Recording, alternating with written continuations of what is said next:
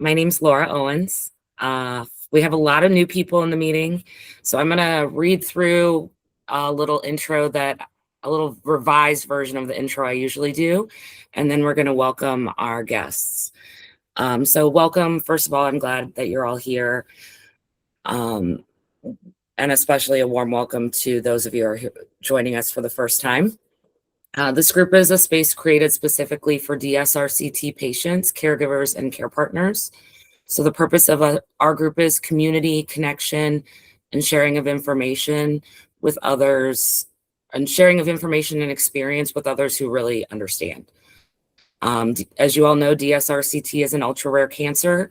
So finding others who really understand what that means and what you're going through is not easy. And this disease touches more lives around the world than most people realize. While you may have read that it primarily affects young males, or young adult males, the reality we see in the community tells a fuller story. There are DSRCT patients who are male and female, young and not so young, from many different countries, backgrounds, and environments. And there's a wide variety in how the disease presents in patients. What the research can tell us is pretty limited, but what we can learn from each other is not. So that's why we're here.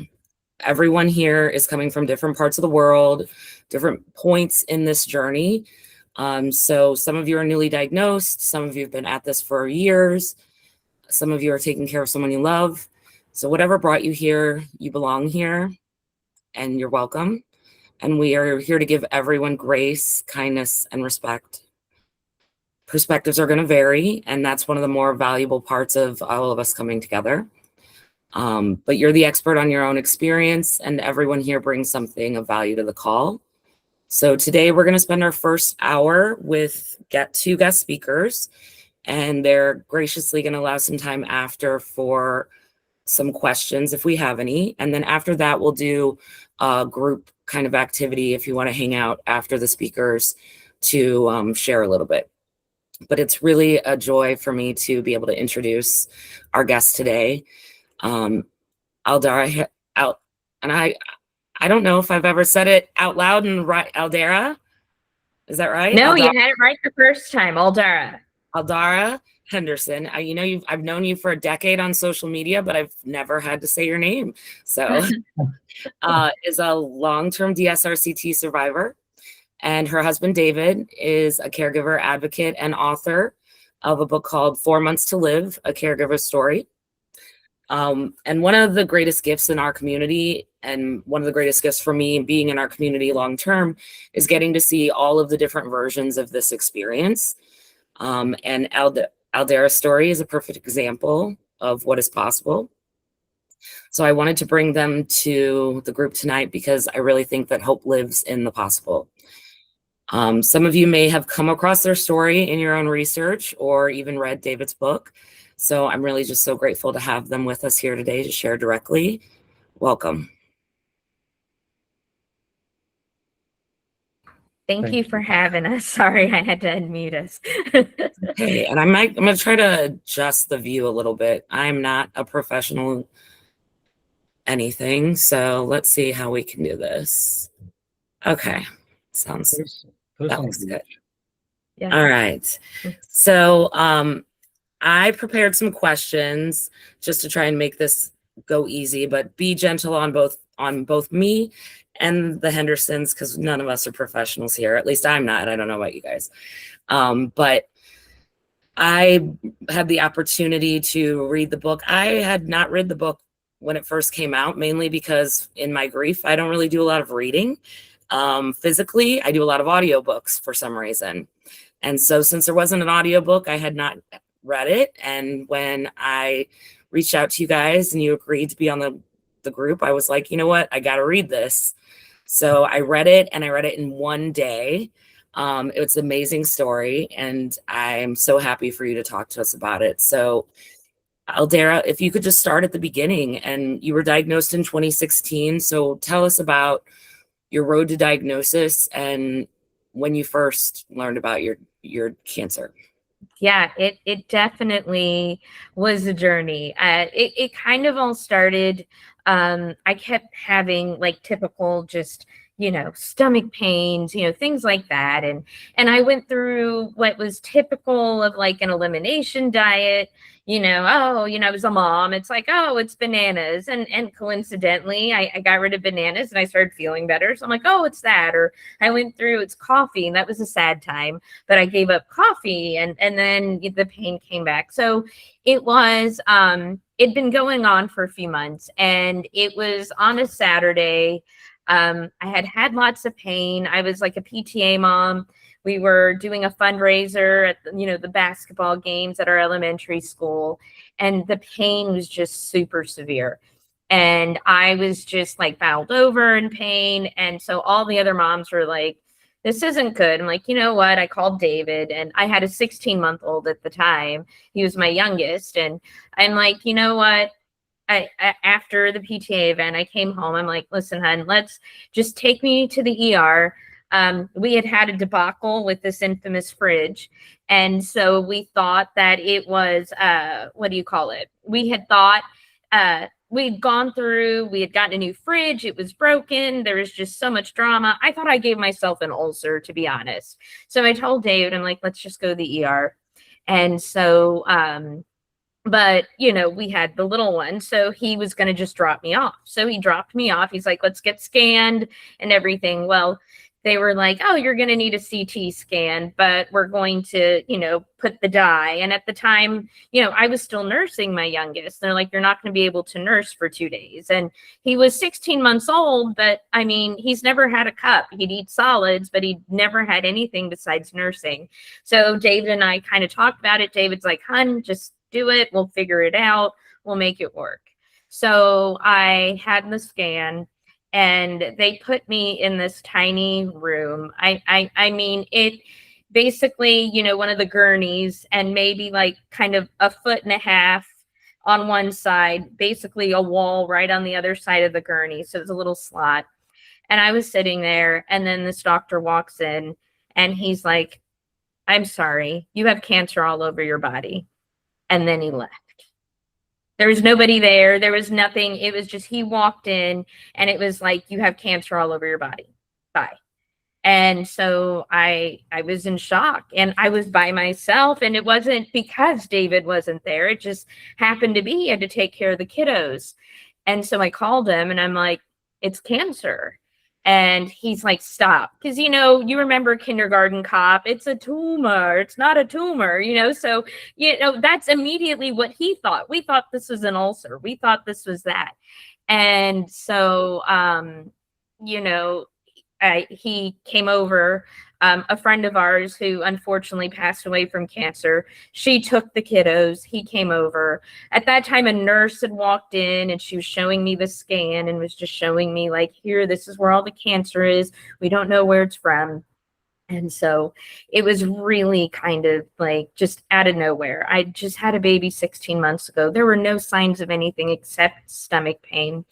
So, once that happened, we had oncologists in the ER come down, and, they're like, it's not. You're young, you're healthy. We're going to figure this out. It's probably nothing. And so we ended up, after that, kind of like that process, they're like, we'll do a CT guided biopsy. Well, it came up inconclusive. And then they decided, they were going to do a regular biopsy. And they literally just opened me up, looked for a second, and were like, yeah, no. And they closed me up. And they're like, it is cancer. And so that kind of began this journey. Initially, we were told it was lymphoma. They're like, you're young. It's the best kind of cancer to have. I don't think there's a best kind of cancer to have. But they're like, that's what it is. It wasn't lymphoma. And so, we started treatment, with carboplatin, just started that treatment, just thinking it was lymphoma, to just kind of start treating it. And then eventually we were referred to Siteman. We were told it was actually high-grade neuroendocrine tumors. which normally doesn't affect young, healthy, women. It's something that hits later. And then that's when that oncologist basically said, get your will in order, get your kids in therapy, you're going to die. And we're like, what? Like, what are we going to do? Like, what is going on? But we still continued chemo, and she decided to send my blood in just to go for a quick test. And that's when they found the Ewing sarcoma, the EWSR1 on that. So they knew it wasn't high-grade neuroendocrine tumors. And that's when we were told it was DSRCT. And so that kind of started that journey. Initially, I got to talk to Dr. Anderson. So they told me it was going to be Dr. Van Tyne, who's now passed. But then I managed, because of Facebook and online groups, managed to get in touch, and everyone's like, Dr. Anderson's the one. And so we kind of got in to see him, kind of talk to him, and then kind of started this whole treatment. So that just kind of is the Cliff Notes version of, it's so long and emotionally intense, just everything going on. But that's kind of the Cliff Notes version of, how we got from, thinking I had an ulcer to a DSRCT diagnosis. So I know I could go on and talk about the everything, but that would take a week. So, we have an hour. But it was definitely a roller coaster. You got a lot of diagnoses. And David, if you could, you talk a lot in your book about that roller coaster that your family was on, not just Aldara in the hospital and what she was going through, but then everyone who loved her finding out this, and you at home with the kids trying to navigate that. So maybe you could share a little bit about your family at that time and what that looked like for you guys when in the early days of diagnosis and treatment. Well, so our oldest was 12, turning 13. She talks about the baby, mentioned that. We have 5 kids. Every one of them had a different kind of personality. So we had to, mostly myself, had to approach each one of those in a different manner. This kid's going to deal with it this way. This is going to deal with it this way. Our 12-year-old took on the role of parent, and he is a very mature, amazing 23-year-old now he's been 23 for 10 years. So he got seen as kind of that leader in the house and didn't get a chance to really grow up. He immediately was thrust into the role of making sure his siblings were okay and everything else. So we dealt with that. We dealt with schedules. Man, our kids were doing everything. And the one thing she didn't want was for them to miss out on the baseball they were playing and the soccer they were doing and everything else. But, oh, by the way, the stay-at-home mom was no longer able to shuffle people around to everything. So it became a scheduling nightmare as we found like people to get them around, cart them around, and do these schedules. And all these people, the community just surrounded us. And that was the biggest assistance that we had, was the community that came around. We had no idea, we were involved in the community. We volunteer. I'm a full-time employee, plus in the reserves. We did stuff in the community. We helped at the soup kitchens and I did all this stuff. She volunteered at the school. She did all this. We didn't realize that people were actually noticing that until they were like, oh my gosh, this family's been pulled out of our community. Now we need to return the favor. So that was pretty amazing about how they came around and helped us out, but it was dealing with a lot. She kind of underscores what I went through with Terrence when he could no longer nurse out of nowhere. And she said he never drank from a cup. He never drank from a bottle. And he and I just fought. He wouldn't sleep. He wouldn't drink. I was opening his mouth and pouring milk in it as he punched and kicked and clawed until he finally was, okay, if I don't take this, I'm not going to get anything. But that was weeks, and he wouldn't fall asleep. And some of you may have heard, reading about, or just through other stories and things, we called him the Hey Jude baby. Because one day, after weeks of watching YouTube videos, just so he would just take his attention, he fell asleep listening to Hey Jude. And I went, oh my gosh, man, I got a way to make him fall asleep. This is amazing. He's asleep. He hadn't slept in weeks. And for the next few months, he fell asleep every time listening to Hey Jude. And it got to where he actually started singing the song, though he couldn't talk. He just made the noises, and he was tapping on his high chair and doing that. So navigating the stuff with the family was really difficult.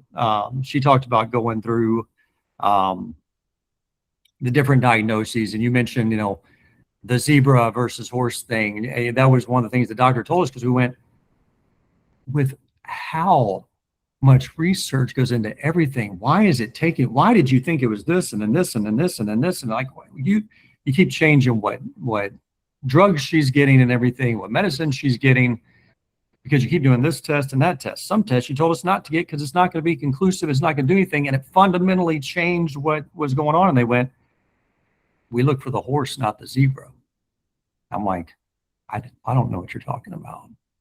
The zebras are rare. We look for what we think you're going to have, because it's obvious. It's what everybody has. And you get down to these rare diseases, we're not looking for it. So the encouragement I've had for other people in these situations along the way is get every test, do everything.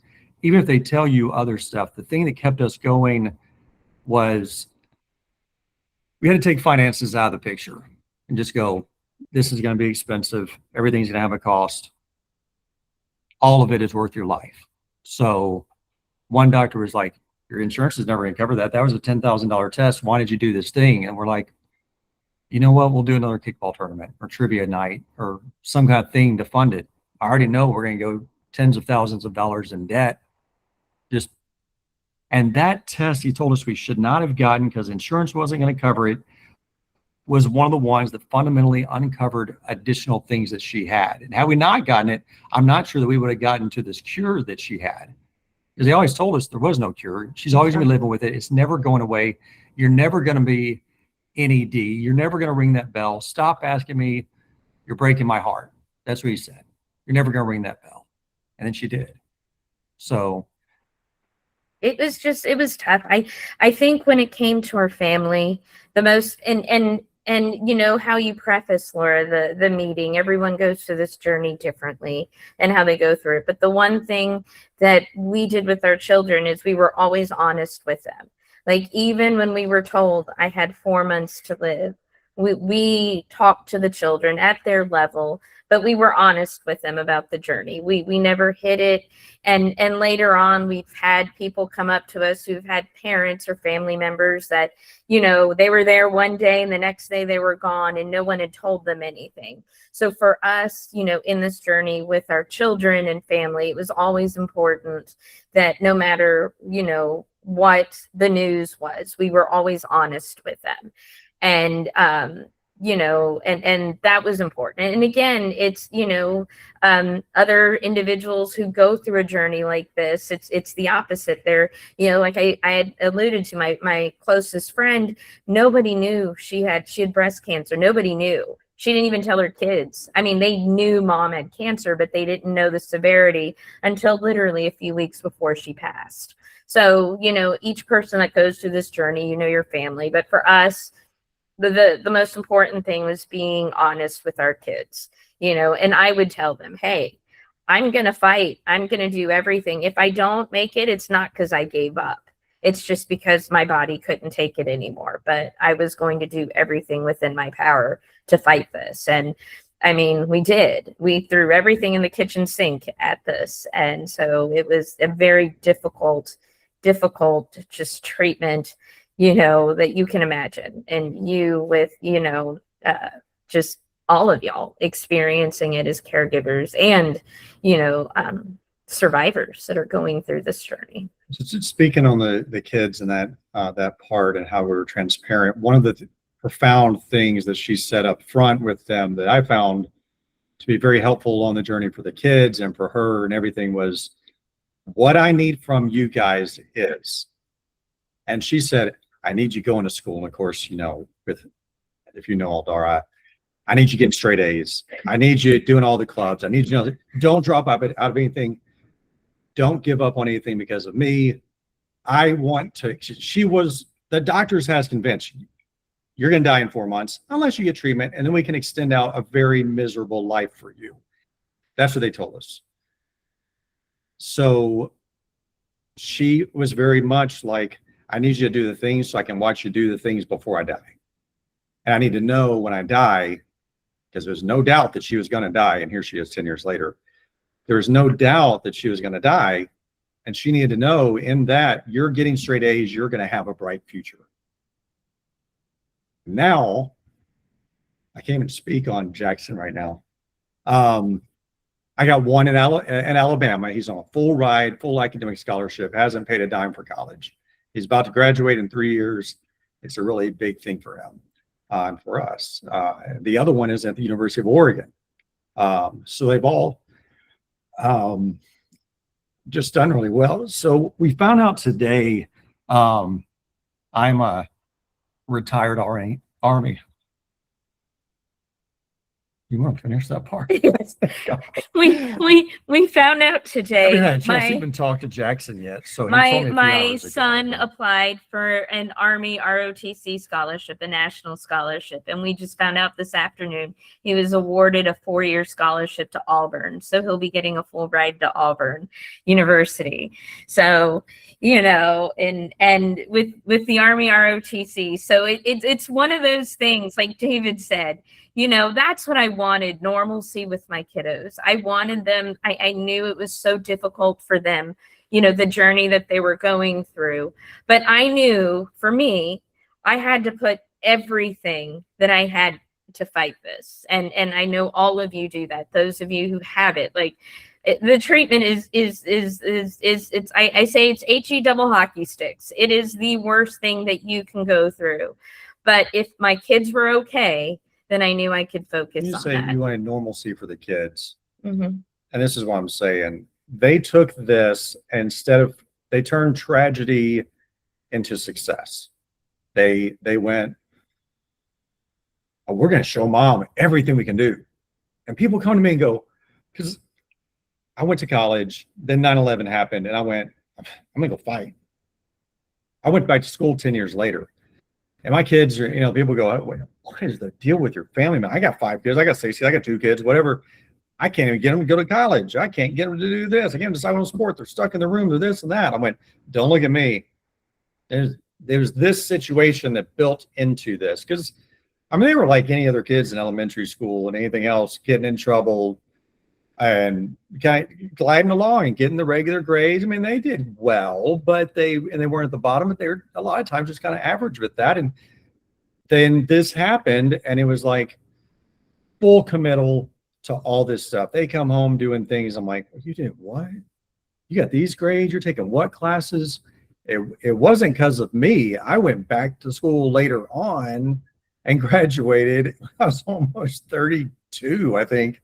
So they do see some successes and probably see it differently. But for me, I'm going, you guys are graduating in the amount of time you're supposed to graduate college. You're going to state schools and really excelling. And it was because they saw this and wanted to do well.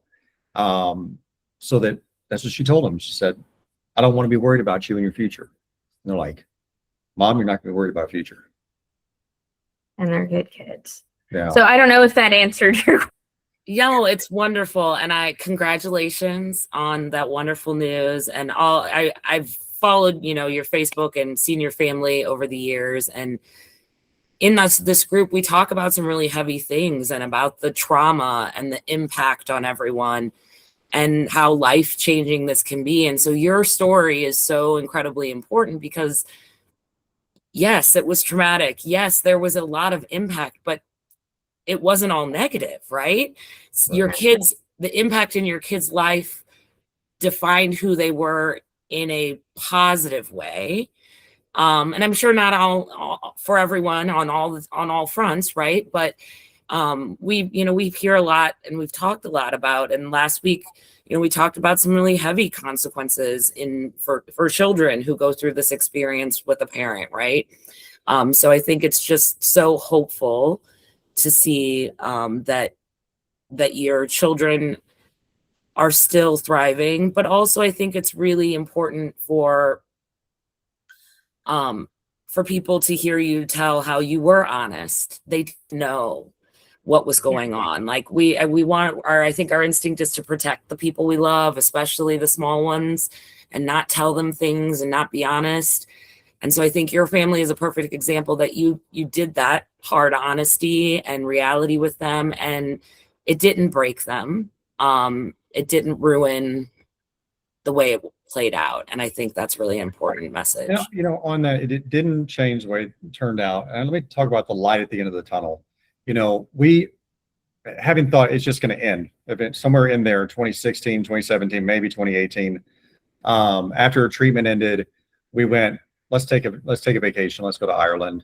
It's going to be our last vacation together. At that point, we were still like, all right, you had this surgery. For those who don't know, she died during the first surgery and then came back to life. I think let's not skim this part, okay? So let's talk about the fact that you found your way to Cleveland.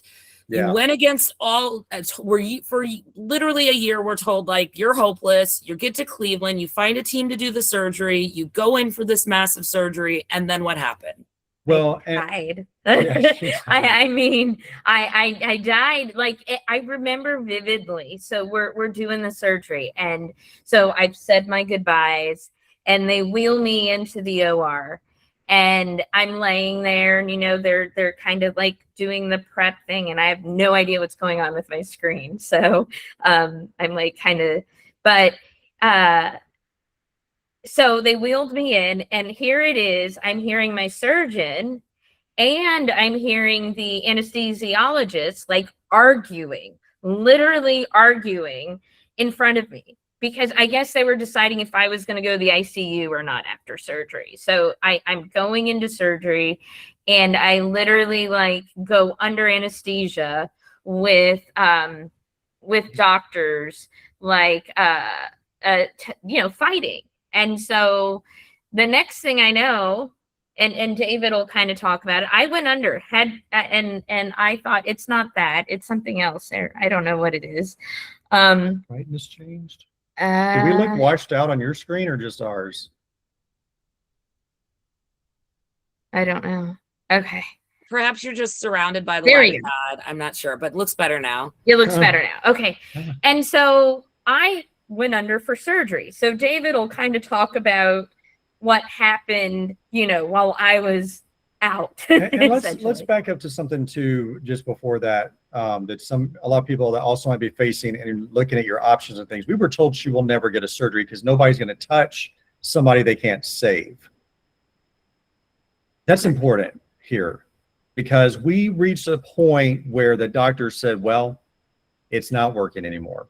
So if you were wanting to have a surgery, now would be the time, or, whatever. And we went, well, we've got, ironically enough, despite the fact that you didn't want us talking to other people, we've already found a surgeon on our own outside of you who wants to look at her this summer. And he went, no, you can't do that. She'll be dead. You have to have the surgery right now. So we called Cleveland, sped things up, leaving out all the details. We got the surgery in there. So she, as she said, got carted back. It's an early morning in Cleveland, and it was a warm morning. I mean, it was lower 70s to start the day. I point this out because it has a point. They carted her back. I get my beeper. Hey, your wife's been back here for 10, 12 hours. We'll see you later. So my dad and I go back down to the cafeteria. I get a page.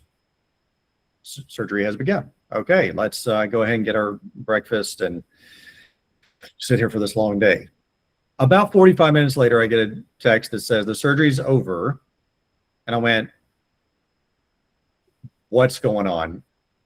This isn't possible. My dad was over at the vending machine putting $1 in there. I distinctly remember grabbing his hand, the dollar falling to the floor, and me being like, here, you're coming or not? Something's going on. So I get up there and I'm like, hey, I got this page that the surgery's over. She's like, yep, they're all done with her. And I went, nope, what are you talking about? This was supposed to be a 10-hour surgery. And then she just looks at me with dead eyes.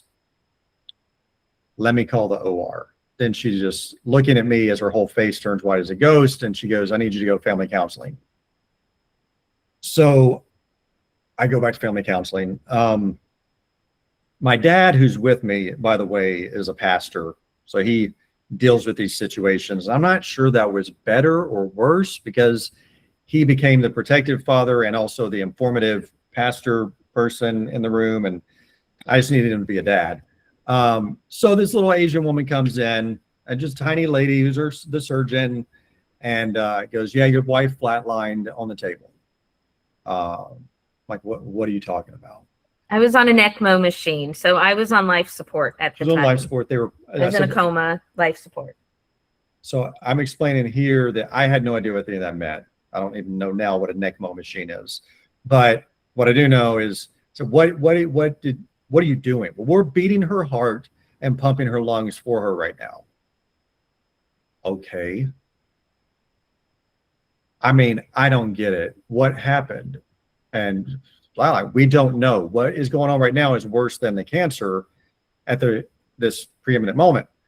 And I went, so, I mean, this sounds like, was it worse than you thought? I mean, how many tumors were there? She goes, you want me to count them? I said, well, okay, feisty lady,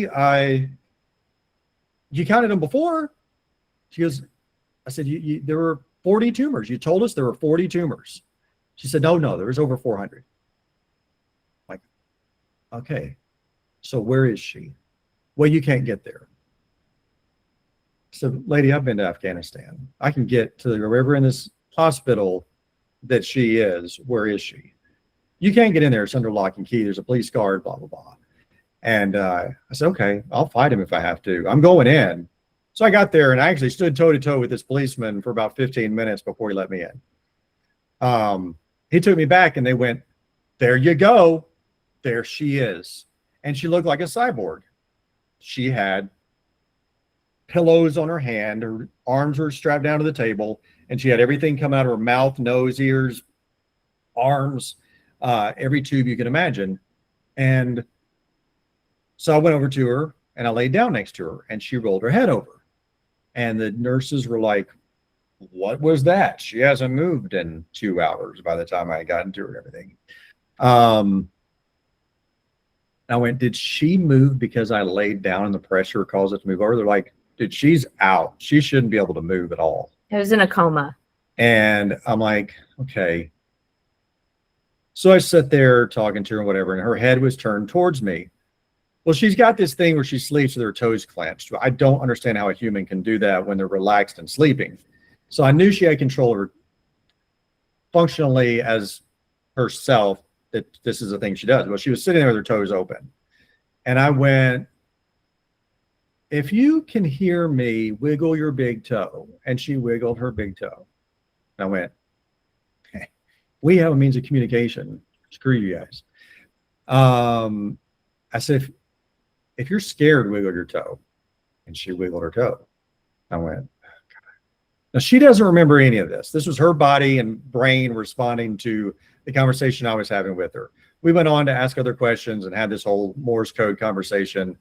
And then as it went, they went, she's back in what's called the PACU, which is a place that they take people that if you're a motorcycle victim and got hit by a semi, this is where you go. It's a completely sterile area. So they wanted me to come and go, not just stay back there because of the environment. So I did, and I came back multiple times. We kept having the conversations.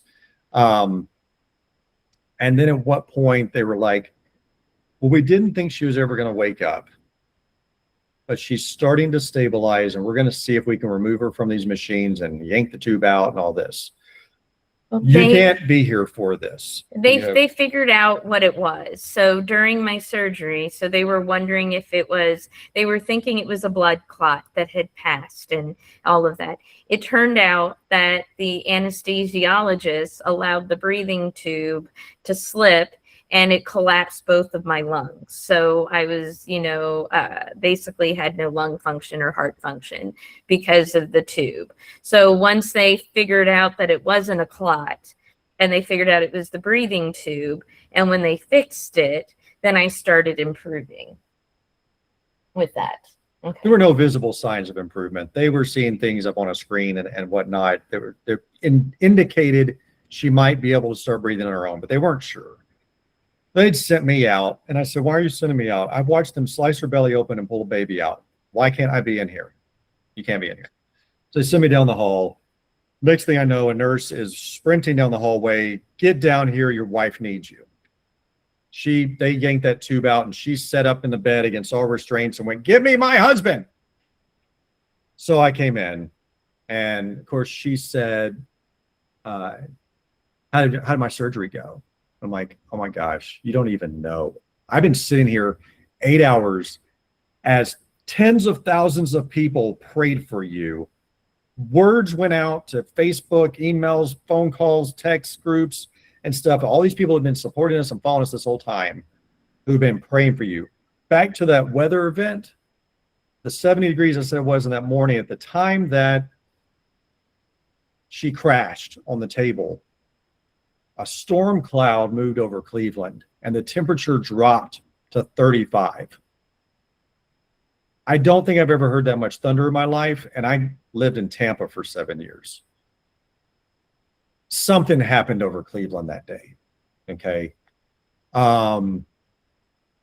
It was just unreal, the weather event that happened around us. And anyway, so she wakes up, she starts asking these questions, and I'm going, you died on the operating table. She goes, what did they do? I'm like, they fixed your hernia that you asked them to fix while they were in there. That she had this thing where she was like, I've got this bump. I'm like, while you're doing that, can you fix that too? I'm like, they fixed your hernia. They didn't remove any cancer. She goes, well, when are they going back in to remove my cancer? And I said, I don't think that they are. She goes, I'm not leaving here unless they remove my cancer. I'm like, you just died on the table. I told the kids I wasn't taking you home in a body bag. And she goes, I might as well be in a body bag if I go home with this cancer. And I'm like, you're going to make me kill you in Cleveland. You're going to die in Cleveland. You're so stubborn. I married the most stubborn person on the planet. I said, I don't know that they're going to offer another surgery to you. The doctors are freaking out. It took them a month to put this team together who's here. We might not be able to get them back. And, the doctor came in echoing the same sentiment when she came in there and was like, I don't know, Miss, we have to see how you're doing. I don't know if we can assemble these people back together. Well, long story short on that, she went back into surgery 3 days later, and it was successful. But what was supposed to be a few days without her eating turned into more than 10 days with no food, ice cubes, and eventually I think some Jell-O or something. But that was after about 10 days she got to taste some Jell-O for the first time.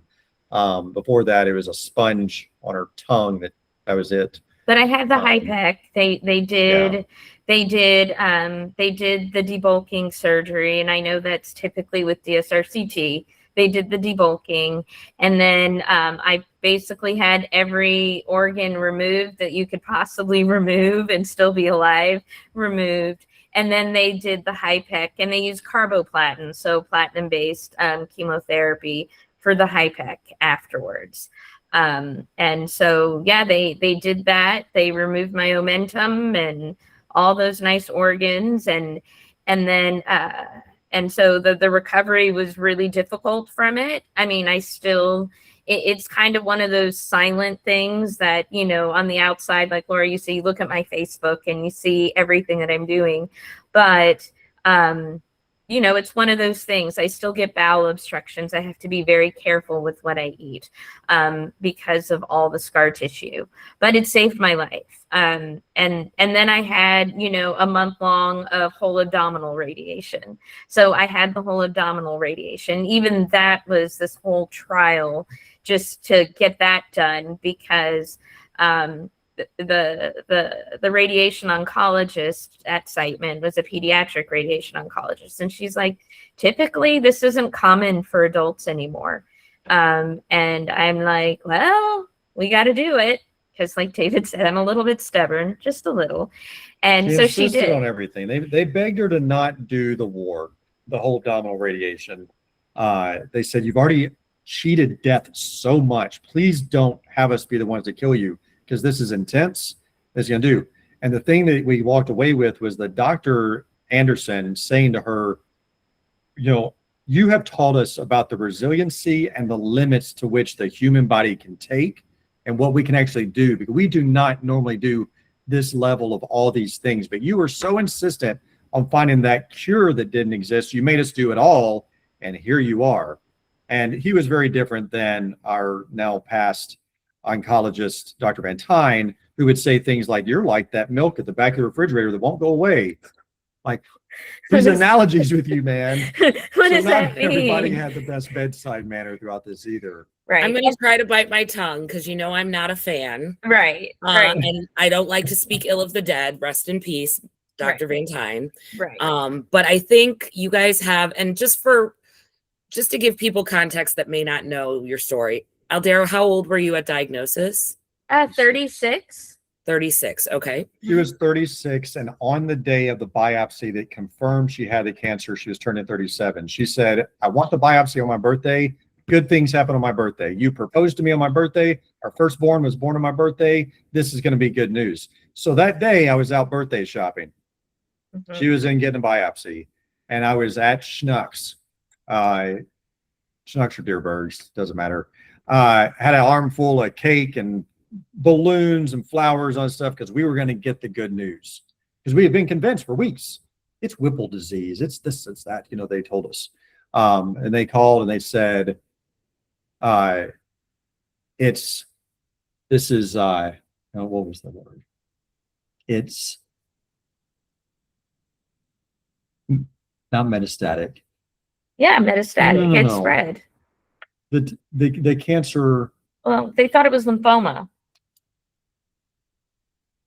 The word will come back to me in a moment. It was basically that the cancer that they didn't want her to have, she had. They used a word that went at the moment. I didn't know what it meant. I'm like, is this the good kind or the bad kind? And I left the cart there at Schnucks. None of that birthday stuff came home. Yeah. Went back to the hospital and I had a breakdown. Frankly, I got in there and they set me in this waiting room where there were other people waiting on the same thing. And there was this group of older ladies nearby who were talking about how their friend was too young. She had so much more life to give and all that. I'm sitting here with my wife turning 37 and I kind of lost it and went out into the hallway. I started screaming, started punching the walls. I nearly broke someone's foot.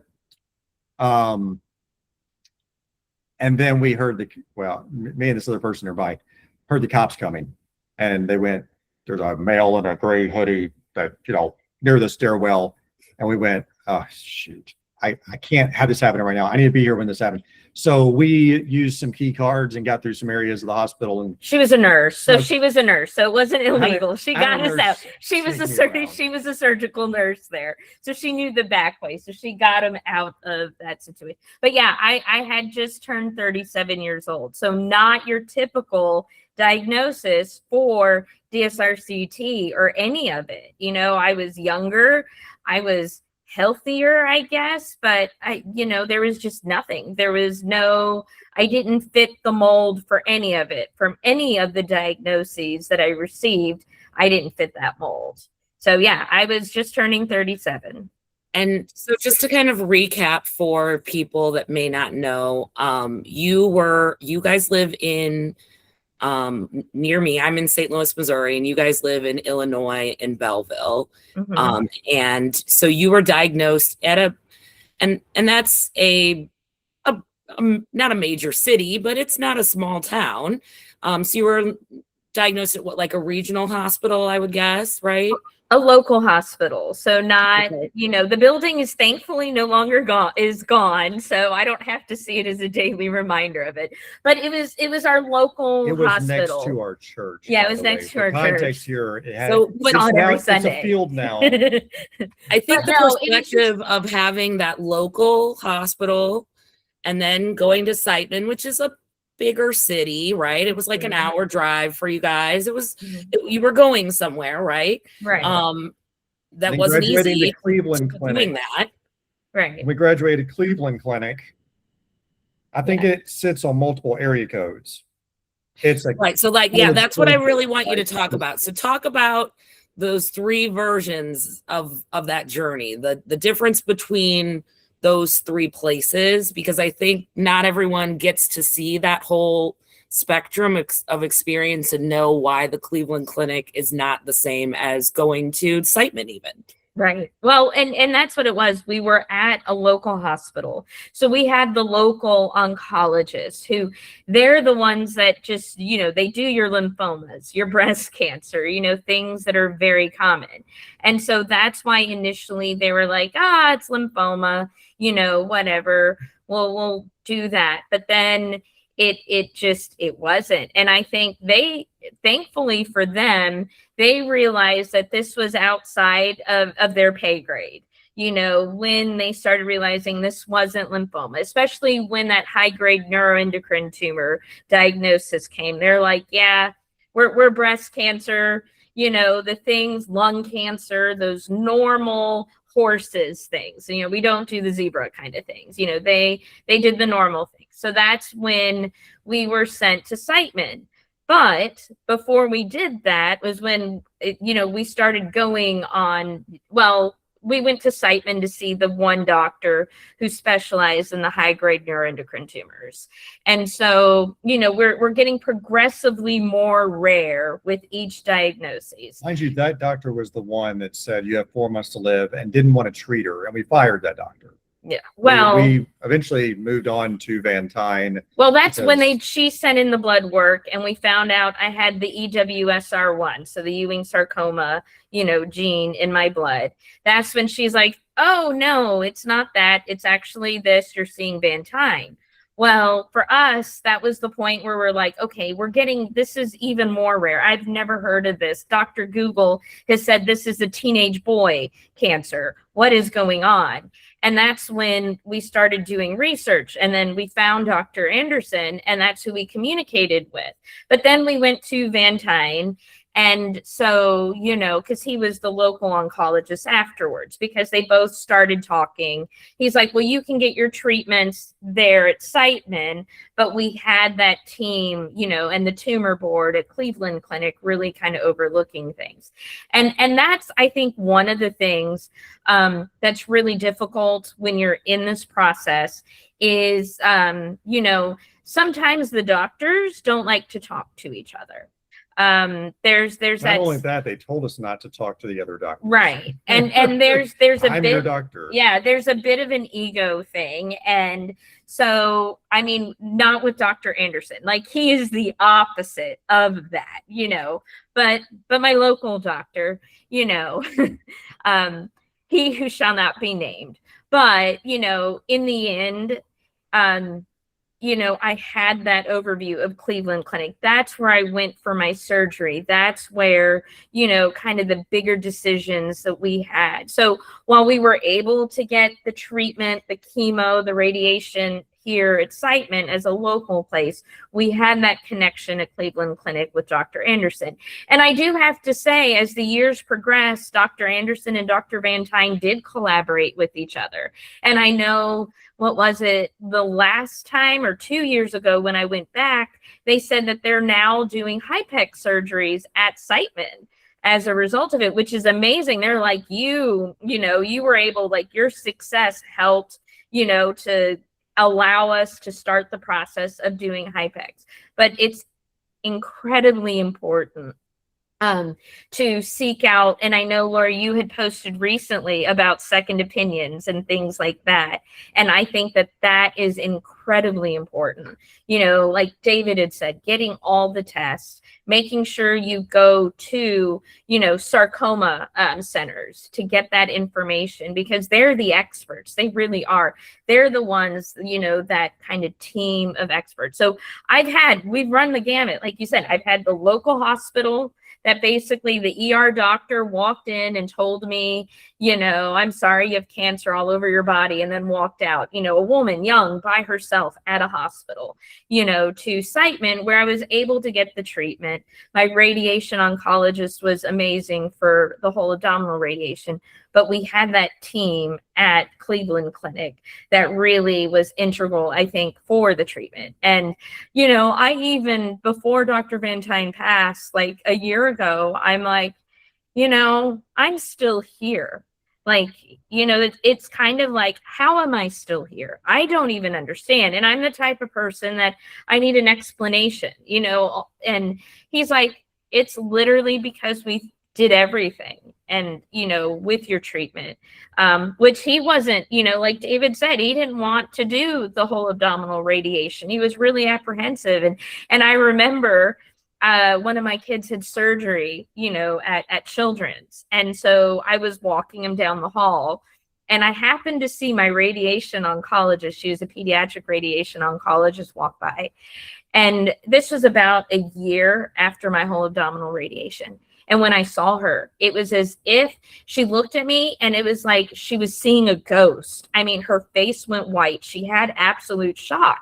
And I'd reached out to Dr. Van Tyne. I had an appointment, actually, I think like a week or two later. I'm like, oh, yeah, I ran into Dr. Perkins, And he's like, I know. She kind of emailed me and said, I saw, Aldara and Henderson. How is she still alive?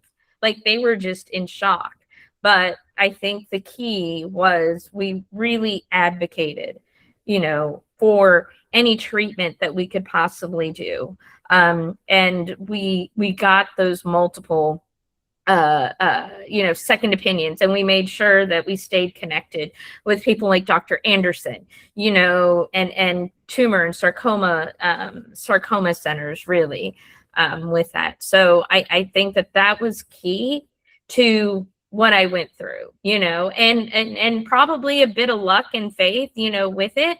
But I do think, going through the treatment, doing every single treatment that was available and really advocating for every single treatment, I think was the key to all of this. Well, but and aside from the time that she did actually flatline on the table and clinically die, she was at the brink of death for so long. Whereas a caregiver, and I don't know how many caregivers are in this group versus patients and things, but one thing is, for me, was I had to check on her every few hours that she was breathing. For months in there, I was following up because she was in bed. Is my wife still alive? I got used to going in there every few hours, seeing if she was still breathing. That was how close she was for so long. She went through a period where she was passing out. There was just, the health wasn't good. But she kept fighting. And, we would say, like, they're going to kill you with this chemo. They're going to kill you with this. She goes, well, if I don't get it, I'm going to die anyway. And she said something very profound to me, which was, I don't want my kids thinking that they come from quitters. So I'm not going to quit. I'm going to keep doing everything. And I'm like, all right. She never gave up. She never quit, no matter how hard it got. And that's a important thing, because there are many times that she could have given up. She could have stopped. She could have said, this is too much for me to handle. It was painful. It was horrible. All the stuff happening with her body was absolutely awful. Aside from the fact that, already, and through the females with this, and probably most of the males too, but females often rely on like their appearance with things, having hair. I haven't had hair in 20 years. So I don't know, but her hair fell out. She had no eyebrows. She had no hair on her head. That's hard. My mother's recently gone through cancer treatments, and she's also gone bald and whatever. But despite it, she never gave up. She, anybody can do whatever they want, but she never wore a wig. She didn't cover it up. She was like, this is my journey. This is what's happening. I want people to know. We've always, this transparency transcended into everything. We still went to food truck events where people literally for months were just coming up to her out of nowhere. Strangers would see her and start crying and come over and hug her. And that was very hard as a caregiver to go, I can't hide. I can't go anywhere. This is all our life is anymore, is this stuff, is people coming over and recognizing what's happening. This is happening to you. It wasn't what you were experiencing. It was, and they became a part of it. And still today, but even aside from this interview, so yesterday at work, somebody said, how's your wife doing? Every day, everywhere we go, it's so intense through all that stuff and everything everybody remembers. It's not every day anymore, but it's at least weekly that people ask me, how's your wife doing? They want to know, because no one expected her to be here 10 years later. It wasn't just the doctors, all that we went through, all the people that saw her. And that can be one of the hard things too, is that you don't get to go and live your normal life. You can't just go out and be like, all right, I'm the person bowling today. No, you're the person with cancer bowling today. It's part of you now. People recognize it. People stare. People look. People notice it. And sometimes they're just curious, or they're praying for you.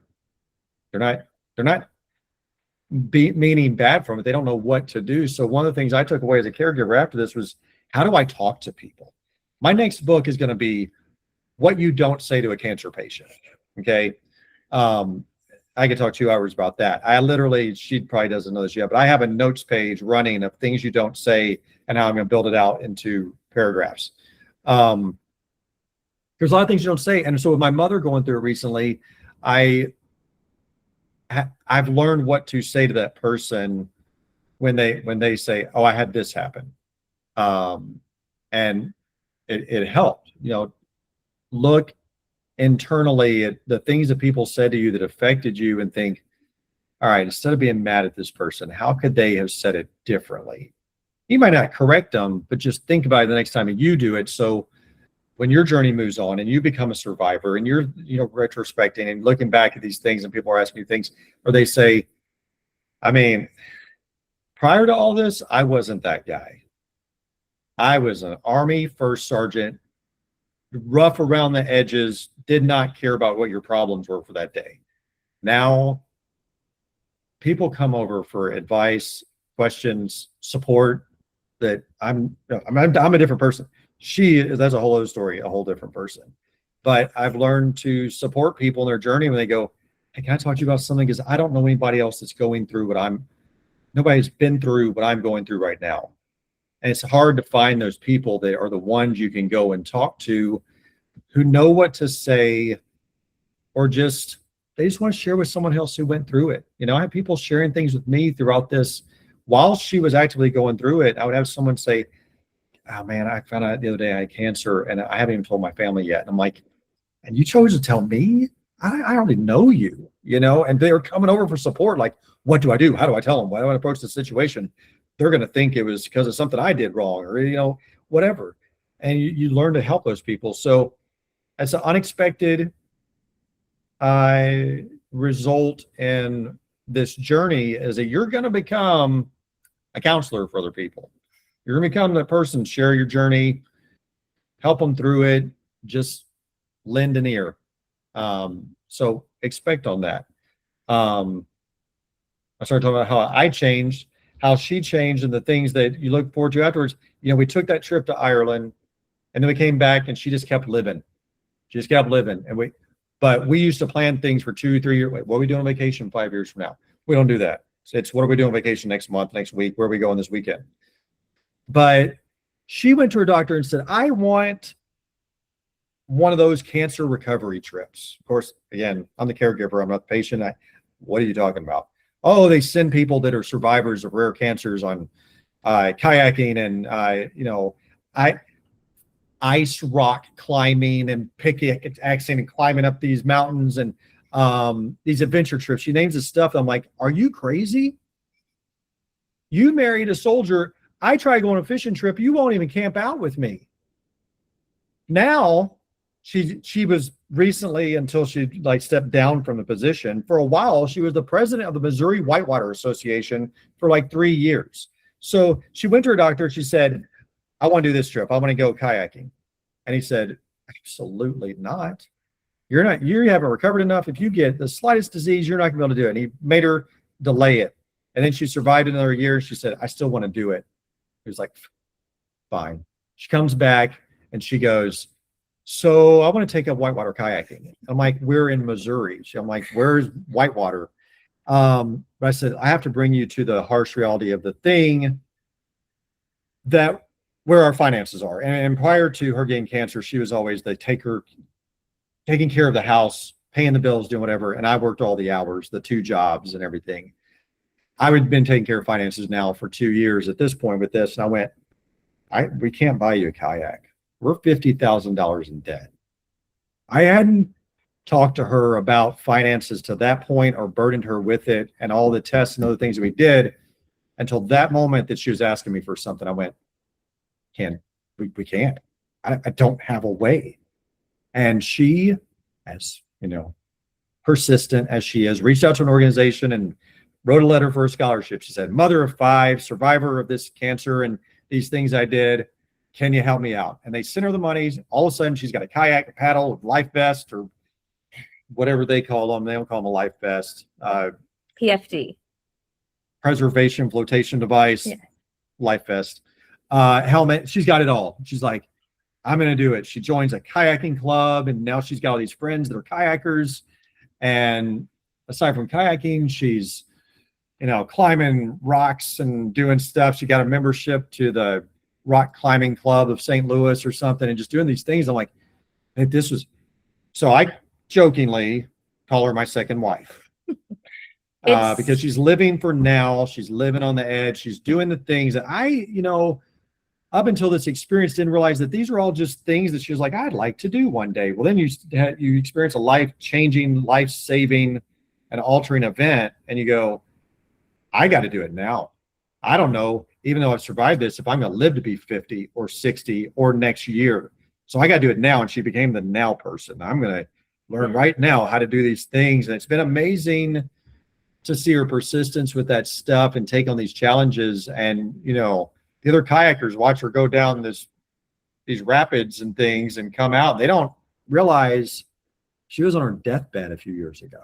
She just fits in with everybody else because she challenges on and goes on. And what people don't see, as she kind of touched on too, is the stuff that's still there. She still had the surgery and had all that stuff removed. She still will never eat a steak again in her life because it doesn't digest right. There are many other things that she can't eat, but being a big steak guy, we kind of noticed that. I grill out a lot, and it's just, she can't.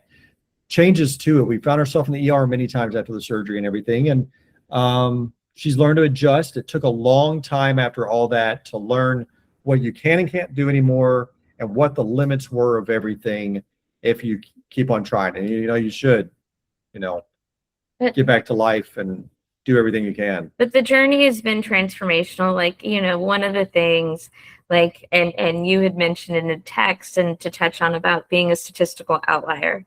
And when I was first diagnosed, I went to Dr. Anderson, and, I had looked up the stats. They tell you don't Dr. Google, but I did. And, but I told him at that moment, I was going to be the statistical outlier, because you have people that, and that go through this, and, you follow what's typically the statistics. And I was convinced, and I told him I was going to be the statistical outlier. I was going to, go beyond, and I didn't. I was a realist. I know even now I'm NED, but sarcomas are sneaky. They like to come back. I'll never be considered cured. I will always be NED, but I'm going to be the statistical outlier. And I know Dr. Anderson says he uses it with his patients all the time now. He's literally said it in these calls. I think anyone probably that's met with Dr. Anderson as with a consultation has been told of the patient that said they were going to be a statistical outlier. So there's probably people are like, I can't believe this is the actual statistical outlier person, but you are the one. And I think that phrase. I think though your resilience and determination in the face of, because you were told your book outlines how you were given so little hope. You were told no at every corner, right? You had to fight. It wasn't that, you found your way to Cleveland and then you got the stuff you needed. You had to fight every step of the way to do that. So, the fact that you're here today and that you can say I'm a statistical outlier, I'm a survivor, and I, of course, I'm just always inspired by the fact that you really fought to, in the book, David talks about how, you're a very practical, responsible family of 5 wonderful, beautiful kids. You had a plan for life, right? Of how that was going to look. And when your kids were grown, you were going to go back to school and you were going to live a more adventurous version. That was when you could do those things, right? And cancer kind of made you decide to do those things now, in the now. And you've done, you're a professor now, right? You've done so many miraculous things and didn't let cancer take those things from you. You fought hard to keep them, and it's just an inspiration to so many. I want to ask real quick before we kind of open it up to some questions. There are a lot of people, this is our first call, or maybe they're early in their diagnosis journey. So, oh, and we can't forget, I need you to pick a number. So I have a copy of David's book that you can buy on Amazon if you want to get it. But I'm going to select one of the people in the call to receive the copy, and I'll email you guys for your address afterwards. Aldara, can you pick a number between hold on, 1 and 10, please? Okay. My kids would say 6, 7, but I'm gonna say 7. All right. Crystal, it is her first time in the call tonight, but she was the winner of the book. So Crystal, I will email you after the call so we can send you the copy of the book. Awesome. So thank you. And then I would just love for you to say 2 questions, and I'll let both of you answer this, and then we'll open it up. For the newly diagnosed or new in the journey folks here tonight, the one thing that you wish someone could have told you early on, or that you would tell someone early on in the journey. And then question 2 is, what does hope look like for you now? Or what would you like the community to take away from your story? I guess one thing is really to advocate for yourself, and I did advocate, but we kind of learned through this journey we needed those second opinions. We needed to have other people involved. So that's the one bit of advice that I would give to someone who's newly diagnosed and going through this is,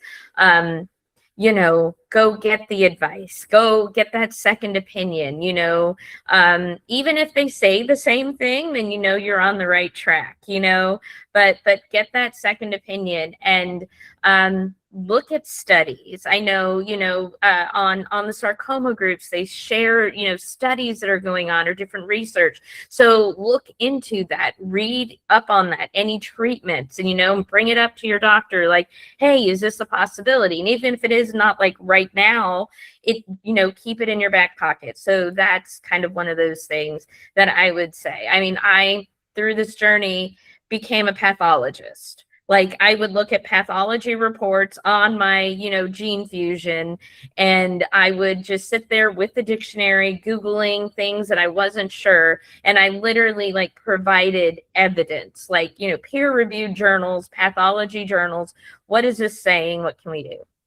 So that's what I would recommend for someone newly diagnosed. And if you don't, your mind isn't there, and I understand, emotionally, maybe physically, have someone you trust, do that and have that information, or are able to kind of go and read that information to be on your side to help advocate for you. So I think that's key. David would laugh when I would sit there at Dr. Van Tyne's office and I'm like, well, I read in this pathology journal, XYZ, going through it. And David's like, what are y'all talking about? But I did. And so it's really important to do that.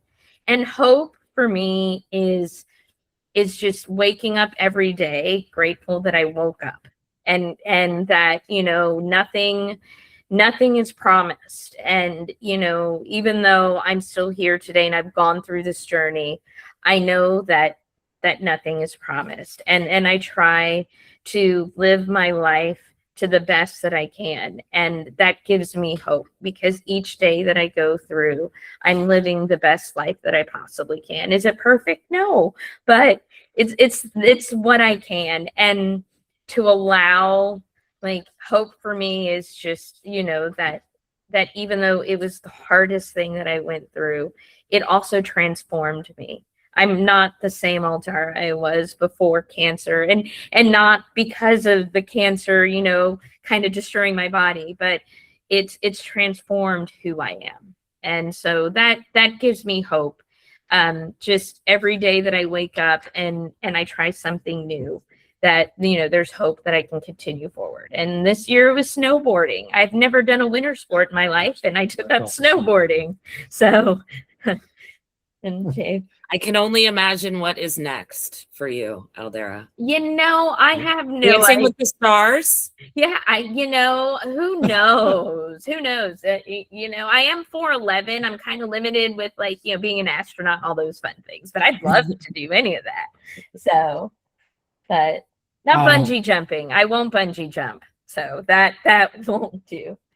I'm going to speak kind of two-parted here, but since I can't speak to patient side, and I wrote from the caregiver side, I'm going to speak to the caregiver side. This isn't necessarily so for those, nobody knows me, I hyper focus on things. I get all in on it.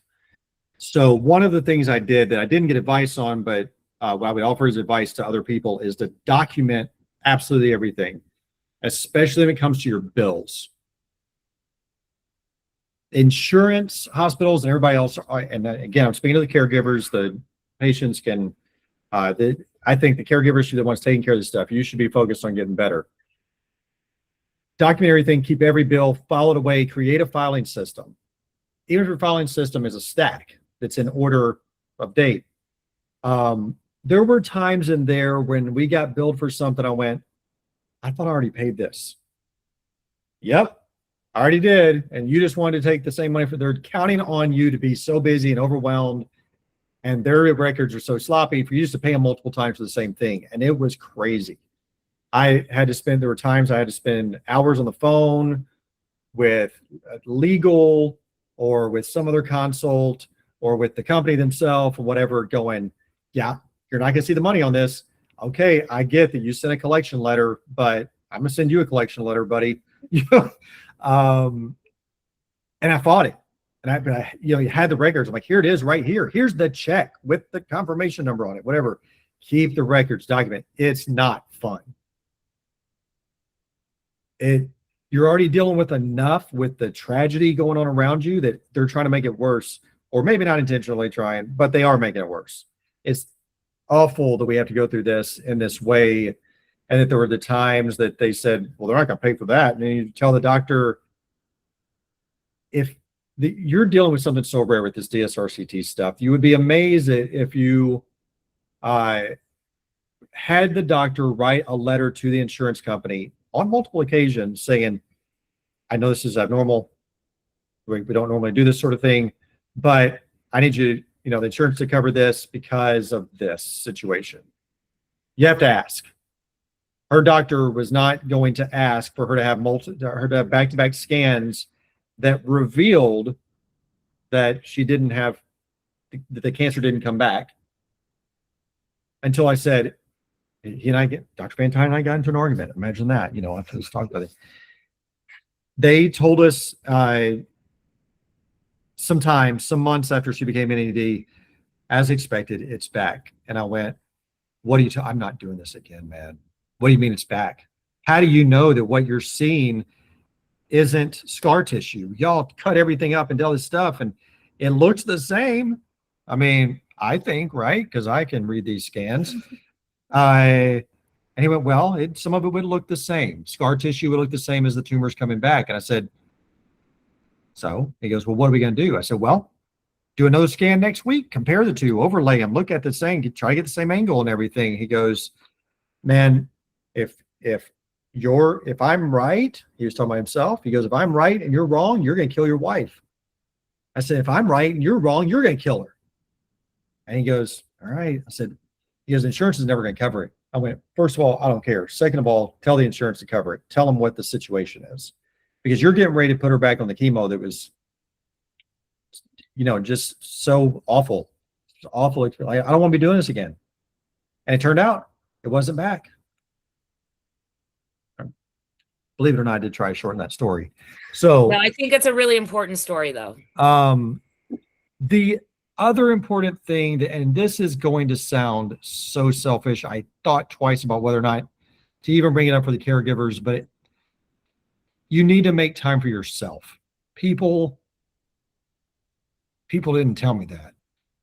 I dove full into this because that's what I do, and I hyper focus on the thing and the now, but then I forgot about, dude, take your bike out on a ride. Do something else that isn't all just this. Do something. What are you? Because many caregivers in our situation, nobody was asking me how I was doing. They didn't come over and say, how are you feeling?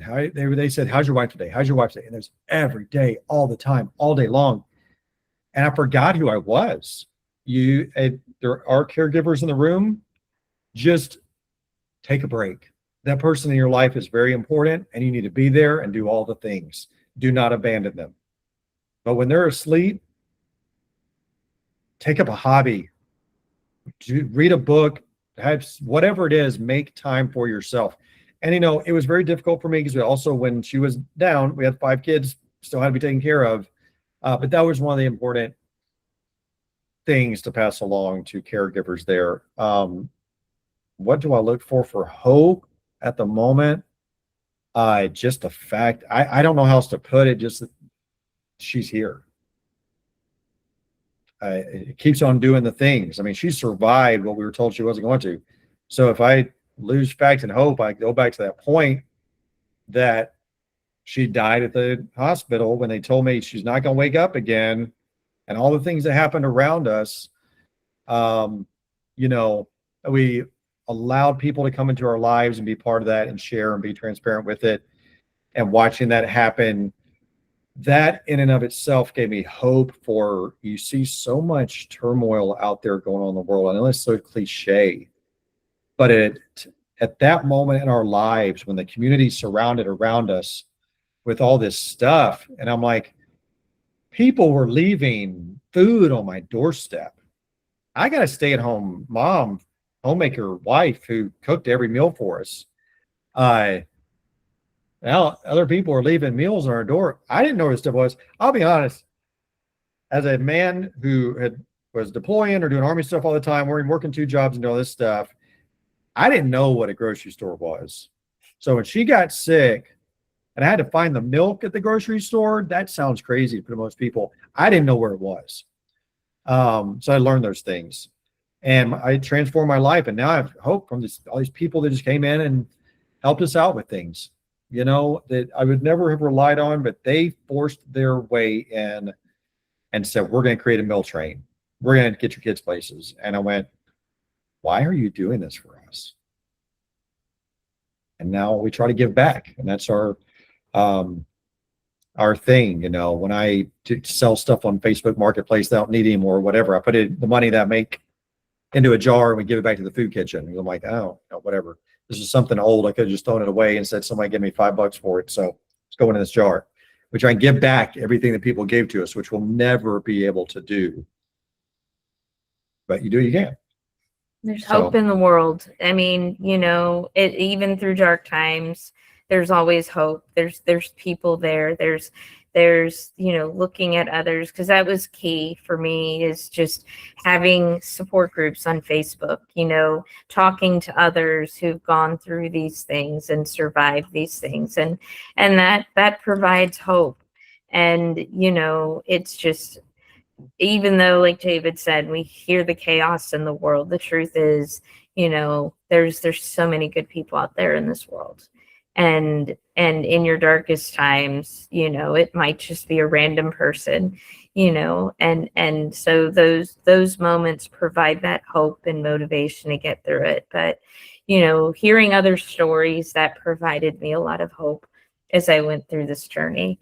And your story, the book, I want to just plug real quick. David's book, 4 Months to Live, A Caregiver Story, is a wonderful story of hope.